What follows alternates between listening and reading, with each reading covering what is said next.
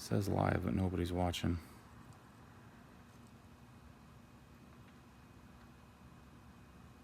Okay, go ahead. So, we're trying a live stream.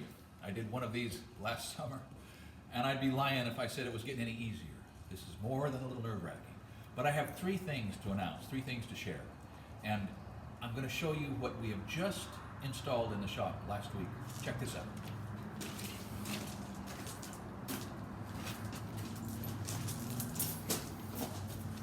We've got high-speed internet in the shop. I can live stream right out of this shop with good service. We had cell service, but it was so spotty we didn't think it would really sustain and support live feeds in a real predictable and effective way. So we brought in the Wi-Fi. It's ready to send this out to the whole world. And the second thing I want to share is we're going to start doing this regularly.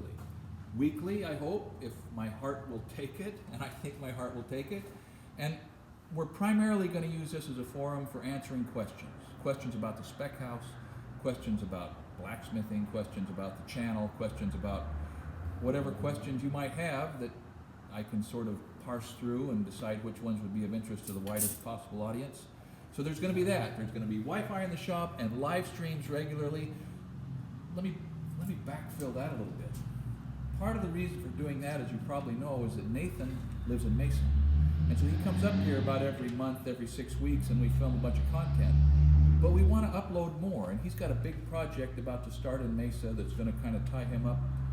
So we're looking for a way to keep more going on. You know, I mean, you guys have reason to expect more from our channel. And I think you got to speak up. They can't hear super well. Okay, so I'll speak up. So the reason we're doing this live stream initiative is because Nathan living in Mesa means he can't get up here a lot. He gets up here every month, every 6 weeks, and we film a bunch of content, and then he goes back and he edits. We're only getting 2 a week, best case, and that's not enough, is it? So we're going to do some live streaming, primarily to answer questions. Questions about the spec house, questions about forging, questions about tooling, questions about antiques or logging, or whatever questions seem of interest to you. So primarily that's what we're driving for. That's what our intention is with the live stream. And then here's the third thing, and this is a cool thing. Let's go over to the light. Come back over to the desk.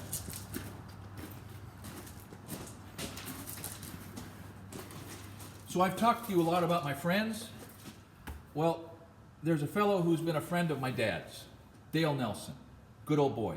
They served in Korea at the same time, similar Navy responsibilities. They didn't meet each other there, but they worked together here for a long time for Roseburg Lumber. Dale's a good guy. About a week and a half ago, Dale came over and he brought me this little treasure map. Can you see that? It didn't have the writing on it, but it was a picture. This is a picture of the Sierra Nevadas, south of Yosemite Park, 2 to 3 hours on the John Muir Trail. This is Banner Peak, that's Ritter Peak, and these are the minarets, he said. So at the base of the minarets, there's an old abandoned mine with, he thinks, about 3 to 5 tons of blacksmithing coal stacked up there at the mine. He said it is nut size, clean, very few fines, perfect for blacksmithing. And I think he wanted me to know that just in case I was ever down there with a pack string and I needed some coal. So here's the rest of the story. About 3 weeks ago, he traded to me a little Peterite anvil that he had. And I was going to trade him a coal forge. He said, find me a forge. I want to do some forging. Now Dale had had 2 heart attacks at that point. I think he knew that he didn't need a forge. Because Wednesday, last Wednesday, actually, Saturday, he had his 3rd and final heart attack. And Tuesday of this week, Dale passed away. It's been a blow to my parents. It's a blow to me. But I just wanted to share with you that Dale Nelson was another good man. And he had an interest in knowing that somebody knew where that pile of blacksmithing coal was. And now there's lots of us that know. So if you're in the Sierra Nevadas, 2 to 3 hours south of Yosemite on the John Muir Trail, if you know where the minarets are, there's a pile of coal there. And if you've got a backpack, and if you've got ambition, it's a good way to get started in blacksmithing. Okay. So anyway, this is my live stream. I'm going to be doing this a little more. I love to engage with you guys. I love your comments. and I hope that you continue to think you're learning worthwhile things from my channel. Okay.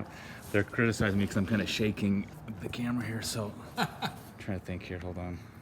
Hang on, guys, hang on.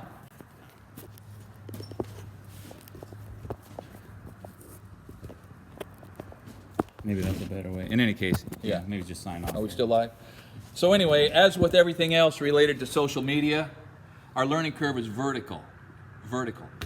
But it is good to learn. And I hope you're enjoying learning. I hope we have something worthwhile to share with you.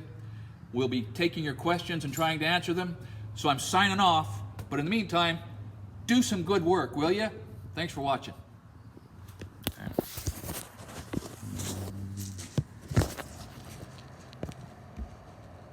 How do you do it?